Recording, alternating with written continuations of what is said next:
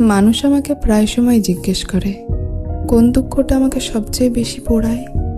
আমি তাদের বলি, কোনো দুঃখ আসলে দুঃখ না। আজ যেটা দুঃখ, কাল সেটা অতীত বা নস্টালজিক। জীবন জুড়ে অসংখ্য দুঃখ, হতাশা ও ব্যর্থতা রয়েছে।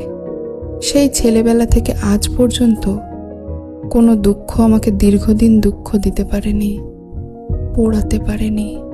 কিন্তু ইদানিং একটা দুঃখ আমাকে পোড়ায়, ভীষণ ভীষণ রকমভাবে পোড়ায়।